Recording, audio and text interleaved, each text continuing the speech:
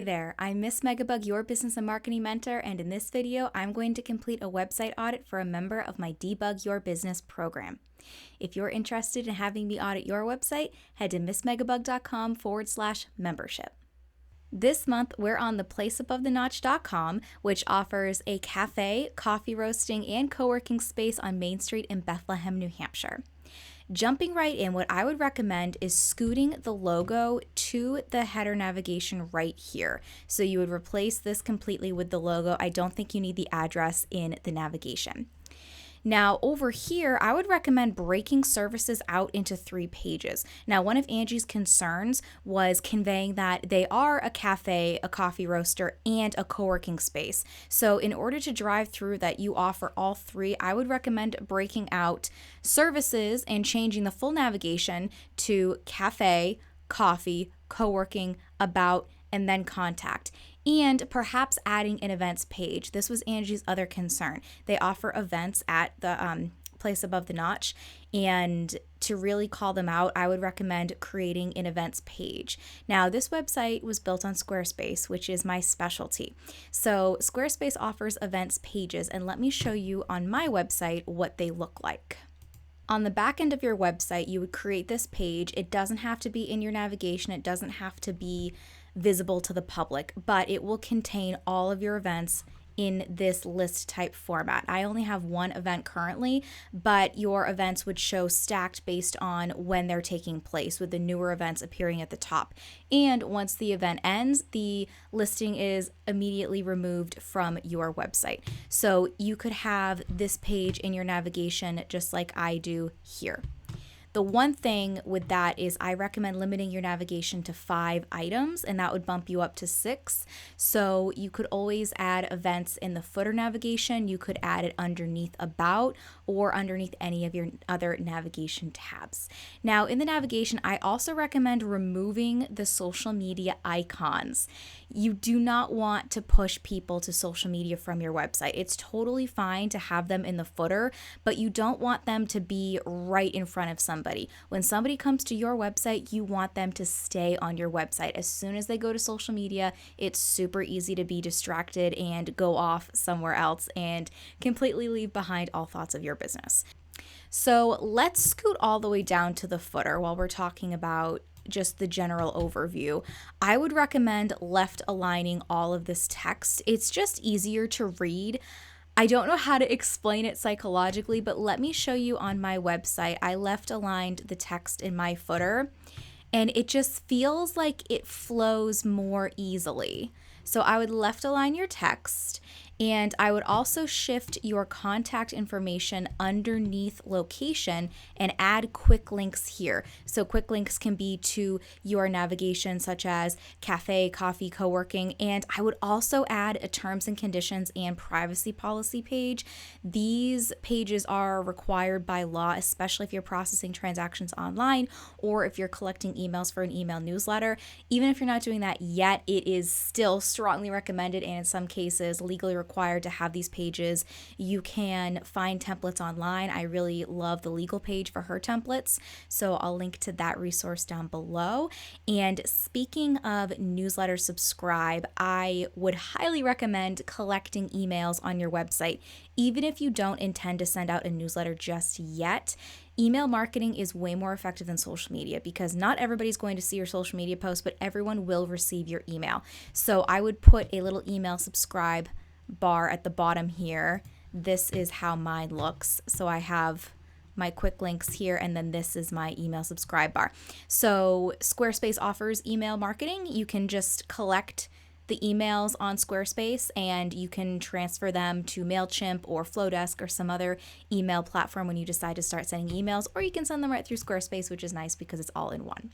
Another element you can add to the footer is an Instagram block, and it looks like this. I would recommend keeping it limited to 1 row. You can add, I would do no more than 5 posts across in a row. You can add a little header and you can add your Instagram handle. And I would put that underneath here above your copyright info instead of having this section on your homepage. Before we dive into the content of each page, a couple more little general tips. I would add a favicon. So a favicon is a favorite icon. So it's this icon here. This is Squarespace's favicon. So whenever somebody creates a website on Squarespace, this is the default until you change it.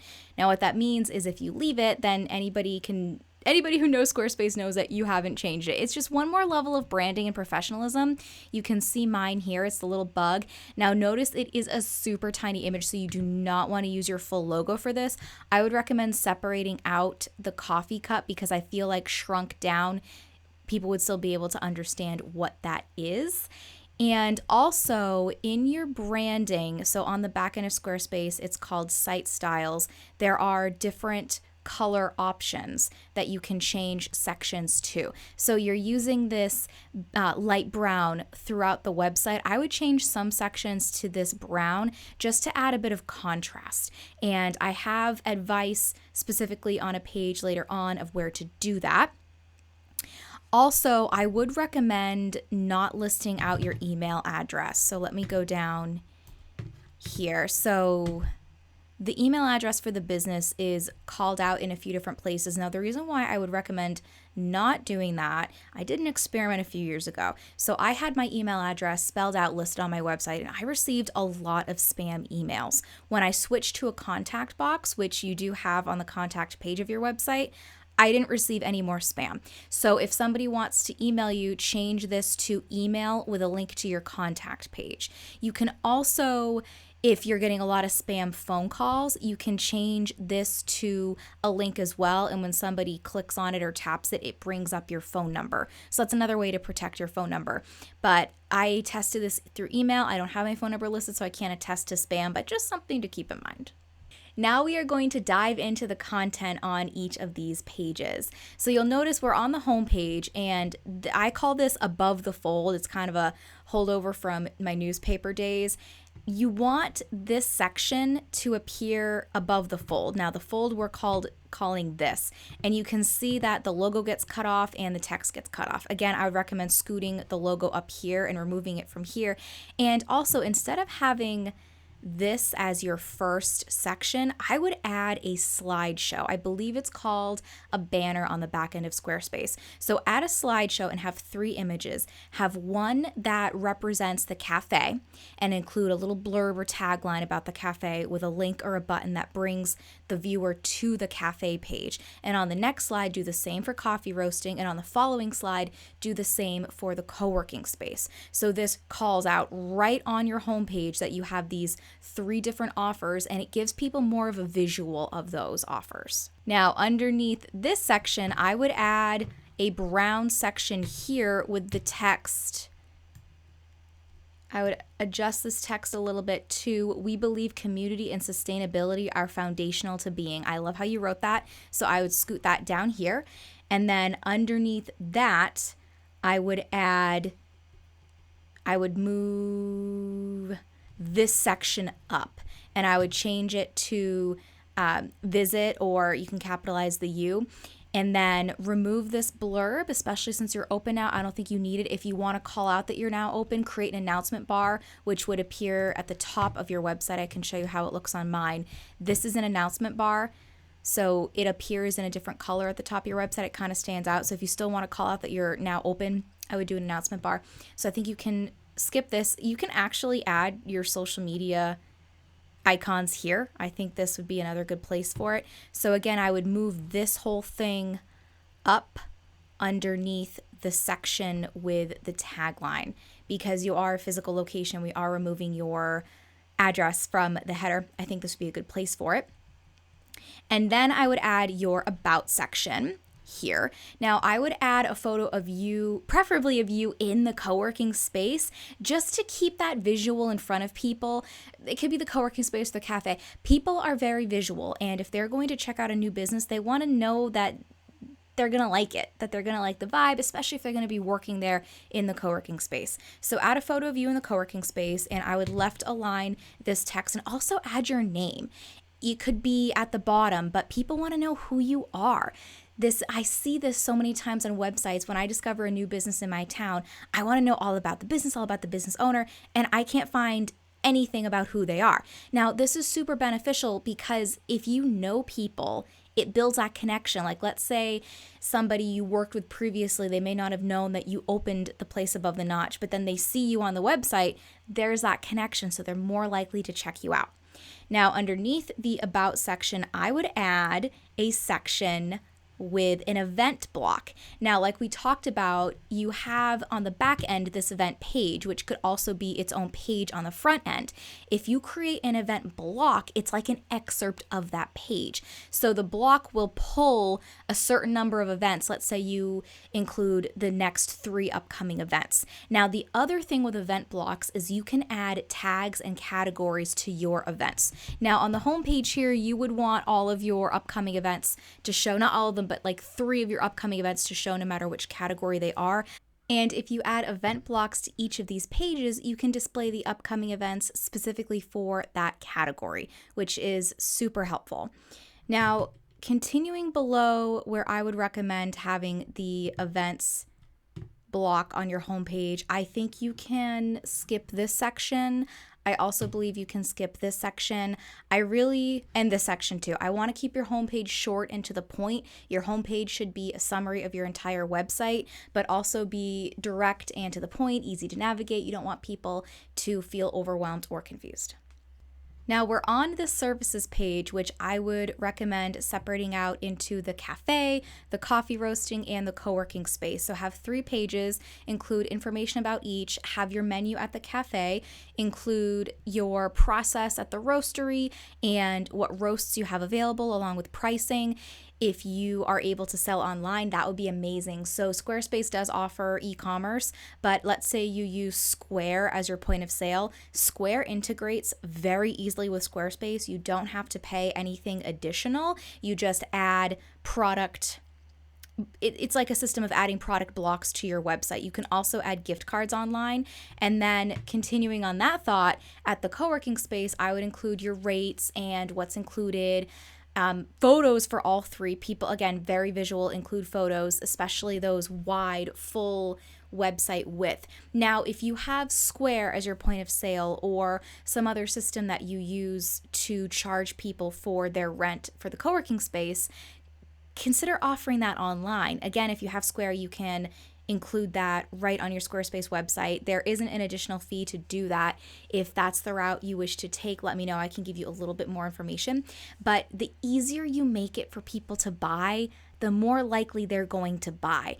And the less confused people are about what you do and what you offer, the more likely they're going to buy, which is why I think each of these categories should be their own page. And I don't think it will split your mission in any way. I think it will be easier for people to understand. Next, we're on the About page. To start, I would recommend having a full width photo, also called a banner or a hero photo, and superimposed on that, welcome to the place above the notch. And then underneath that banner photo, I would put a vertical photo of the interior and include this section with it. I would try, if possible, have a professional photographer come. Photography is super important. I understand that phones have come a long way, and you can usually get away with using phones for product photography and even portraits, but when it comes to interiors, just because of the lighting, it's really important to have a professional take those photos to make sure they're crisp and accurate. Again, you really want to draw people in. You want your website to be like a 24/7 billboard promoting your space, and because people are actually renting your space, you really want it to shine. So I definitely recommend interior photography. And below this section, I would include that blurb about you that you had on your homepage. I thought it was written so beautifully. I think it bears repeating. It's okay to be repetitive on a website. It's actually a good thing because there are so many journeys people can take on a website. They can be hopping between pages and they may not have read the About blurb on your homepage. They may not get to it until they're on your About page. So again, I would add a photo of you in the space with that beautiful blurb, mention your name, and I think you'd have a full thought out About page. The final page we're looking at is the contact page. This is one where I would recommend turning into a brown background. I think this page is great. The only thing I would change would be contact. People like simple, easy, concrete, easy to understand verbiage, and it's also good for SEO, your search engine optimization. Your page is called contact, and to have a header say contact, drives the point home for search engines, and it's just a good SEO practice. Welcome to The Place Above the Notch. That is their website Audit. I look forward to checking them out. They're located just a town over from where I live, and I have driven by. The vibe definitely feels very cozy. I'm excited to see what Angie does with this website Audit. Now, if you do decide to go check out the website, please note that it may look different than how it looks in this audit, because Angie may have implemented some changes, or she may have come up with some even better ideas. Now, remember, whether it's me or somebody else, you don't have to take advice that you're given. Nobody knows your business better than you. So if something doesn't feel right, whether I said it or somebody else did, don't go with it. If you would like me to audit your website, check out my Debug Your Business membership at missmegabug.com/membership. I audit one member's website per month. I also do something similar called a Refine My Canva design, where I go through a member's Canva design, I make a copy, and I edit it and add my own little design takes on it to make it even better and more sparkling.